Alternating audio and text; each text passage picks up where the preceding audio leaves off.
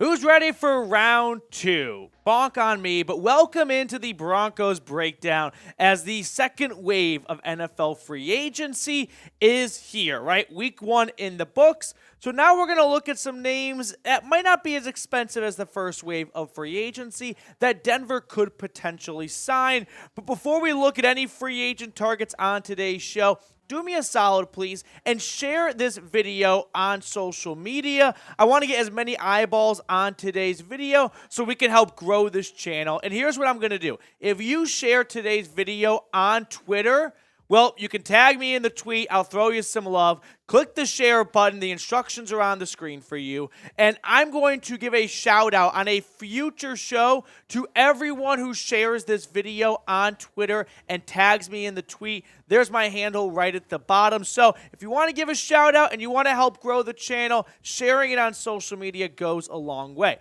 Now, before we look at any free agent targets, I think it's important to set a bit of a primer here. What does Denver have to spend? Not a whole lot. And that's okay because they spent a ton of money in the first week of free agency.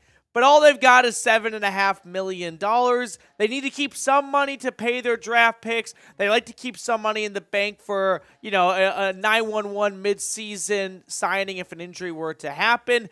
But Denver in the first week plus, they were big ballers, right? Look at the free agency spending. Top 5 teams. So far, these are kind of rough estimates, but Denver's at $235 million. No one's even close to that. The Saints are second at $177.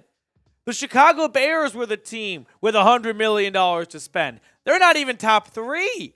I mean, it is truly remarkable what this new ownership has green-lighted the two Paytons to do. So everyone clap it up right now for the Walton Penner ownership group because they are committed to doing whatever they are capable of doing, which is writing checks to buy wins. What do you need to win games? Good teams, right? What do good teams need? Good players. How do you get the best players? You get the most expensive ones usually. Yeah, you can try and play the money ball route, but you know what? How many World Series have the A's won compared to the Yankees? So right now, it sounds like Denver has no problem shelling out the big bucks to try and get all the good players. Now, if Denver still wants to make some moves, which it kind of sounds like they do because they have been rumored to be looking at some not cheap free agents like C.J. Gardner-Johnson, who just went to Detroit. Here are the biggest needs for Denver moving into the second wave of free agency. The number one need for me is center. That's the only position they didn't address at the offensive line. They got a tackle. They got a guard. We're going to look at center in more detail in just a second. I'll toss on CB because after Damari Mathis, is there anyone we're all that comfortable in playing as the outside corner? Safety is a position that they definitely think they need to improve at. Wide receiver is a sneaky one. I'll tell you why later in the video. And then I'm going to toss on offensive line because after last season, I don't think you can have enough good offensive linemen. But let's zoom in on center for a second. You have a couple options in my opinion. Option number one, stick with Lloyd Cushenberry. He's entering the last year of his contract. See how it works out. Option number two, sign a center in free agency. Number 3, draft a center. Or number 4, move Quinn Meinerz to center, and then it's a lot easier to find a guard in free agency or the draft and have him be the starting right guard if you want to move Belly to center. So I want to hear from everyone watching right now. What do you think the Broncos should do at center, right? Is it one of those 4 options, or is there a hidden door number 5 I'm not thinking about? This is the pinned comment on today's show. So if a YouTube ad break comes on by when I'm done talking, get down to the comment section below and please chime in. Now, let's say they want to stick with Cushenberry. He doesn't have a very good highlight reel from last year to support that argument. PFF ranked him as the 32nd best center. There's 32 teams in the NFL. You could somewhat make the argument he was the worst center in football. Glasgow did a better job filling in once he took over. Cushenberry got put on IR midway through the season. They never activated him from IR. I don't think it was because he wasn't healthy. I think it was because they decided you don't have a starting role in this offense moving forward. Let's give that spot to someone else. Now, who could they replace him with potentially? Ben Jones is an interesting name to keep an eye on. The longtime Tennessee Titans starting center. The guy was just a piece of the fabric of Tennessee Titans football for the last 5 years or so.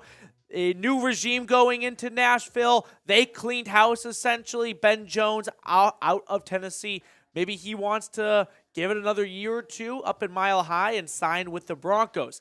Jones, last season, he suffered an injury midway through the year like Cush, but before the injury, he was a very good center. He ranked top 10 at 9, overall grade at 71.9. He would be an immediate upgrade from Cushenberry. Question is, how much juice does he have left in the tank? Moving on to the next position of need, let's look at cornerback here, because Denver's made some lower-level moves, right? They signed Bassey, they signed Trayman Smith, but outside of that, they're still pretty thin at outside corner, in my opinion. So, who are the top free agent corners still on the board? You got Marcus Peters. That's a big name. William Jackson is another one. Shaq Griffin, Jalen Mills, Rock Ya-Sin. I don't think any of these guys are actually going to run you a big bill because we are in the second and soon-to-be third wave of free agency. So a lot of the money has been dried up or spent.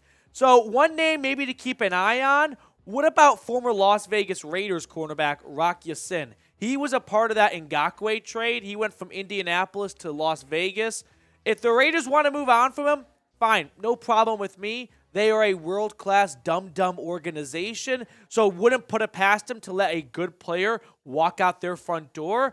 I think he could be a very valuable CB2, CB3, nice competition with Damari Mathis because I like Mathis, but I'm not married to the idea of just handing him the starting cornerback job without any sort of competition. I think Rock Ya-Sin could be a lower-level, cheaper competition move right there. Now, I'm a very competitive guy, along with my Chat Sports employees, including our Saints host, Trace Gerard, and they're catching up on us. They are making some gains on us in the race to 13,000 subs. Help us beat our Saints channel. Help the Broncos Breakdown be the true team people think of when they think of Sean Payton. Might take a couple Super Bowls to make him be a Bronco when he retires, but what the hell, let's give it a shot. So hit that sub button if you are looking for a free Broncos YouTube channel or you're competitive and you want to help me win this race to 13K. The next position of need, in my opinion, is safety. It's actually not even my opinion. This is more so Sean Payton and George Paton's opinion because they have been heavily rumored to be looking at a couple of different free agent safeties, which to me tells me two things. They don't see Kareem Jackson coming back, and they don't see Caden Stearns as a legit starting safety alongside Justin Simmons.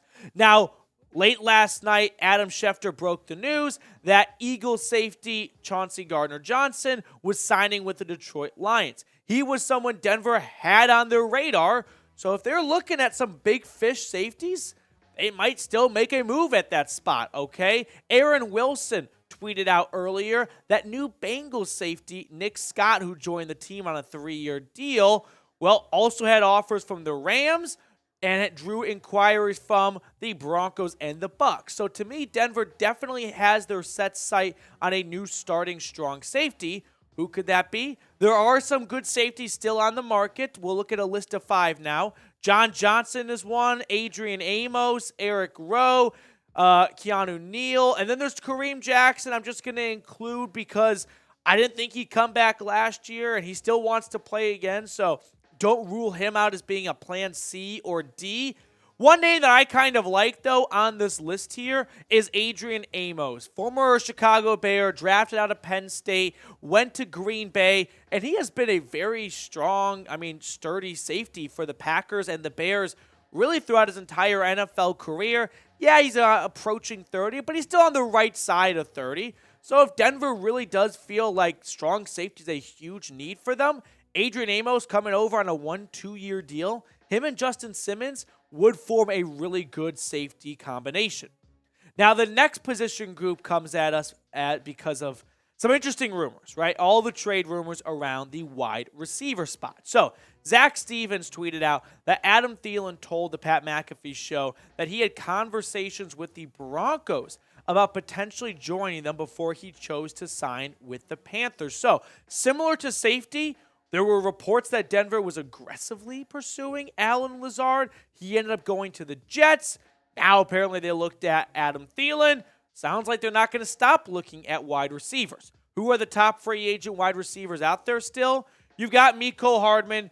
It's not even Robbie Anderson anymore. It's Chosen Anderson. Shame on me. We've got our new Ocho Cinco. Nelson Aguilar, DJ Chark. Isaiah McKenzie was recently released by Buffalo. He's a good speedy slot receiver. And then there's this guy, Odell Beckham Jr. Might Denver decide, you know what? We've already spent $230+ million. Our ownership has proven they've got the biggest kahunas amongst all the owners in the NFL. Why not go for the biggest fish of them all, OBJ? Is it realistic? Maybe not. But I will say this. If I told you before free agency started that Denver would spend the most money by a mile, would you have called me crazy? Probably. That's why I say just bear with me here. Now, OBJ over the last 4 seasons, we know he missed all of last year. He did not have a good run in Cleveland. Last time he went over 1,000 yards, COVID wasn't a thing. 2019, been a while. So he had a good resurgence with the Rams. I do believe he can get back to that OBJ Giants days we knew all too well. There's a ton of buzz right now around Denver signing a wide receiver, which I think is a big light bulb. Are they looking to sign a wide receiver because they're planning to trade a wide receiver? You know what I'm saying? I think that's an easy connection that people should be making of. They were pretty set at wide receivers. They don't plan on moving on from anyone. So the fact that they were in on Allen Lazard and Adam Thielen, maybe they want some gritty, tough, run-blocking wide receivers, and those two guys do fit the bill for that. But at the same time, maybe they're trying to find a replacement for a wide receiver they plan to move on from. So let me know, do you think Denver will end up trading away a receiver? Jerry Jeudy, Cortland Sutton, KJ Hamler have all been mentioned in trade circles. I want to get your thoughts and opinions down below in the comment section. Getting back to the offensive line to kind of round out Denver's biggest needs here, they've got a pretty good offensive line now if everyone's healthy and moving, right? When Garrett Bowles returns, him and Ben Powers will form a good, strong left side of the line. Belly and McGlinchey, that's a great right side. Cushenberry, center as a whole, is still a question mark. But hey, I don't think Denver went into this offseason knowing we have to fill every single hole in one offseason. That's what she said. But I think Denver still needs, in terms of offensive line depth, a bit of a swing tackle, right? You lose Cam Fleming, you lose Calvin Anderson. Garrett Bowles unlikely to be ready to go week 1. So who do you want as your temporary starting left tackle, right? Who do you want to be Graham Glasgow of last year to fill in for a pinch, start a game at left, right guard, or center, right? Who's going to be that 6th man on the offensive line? That's still one spot I think Denver could address, and they could do that in the draft, but if they want to prioritize their draft needs elsewhere with only 5 picks, maybe they look for a cheap free agent signing here. That's going to do it for us on today's show. I appreciate everyone for tuning in. As always, make sure to subscribe to the channel if you're not already, and I'll see everyone later with more Broncos news and rumors.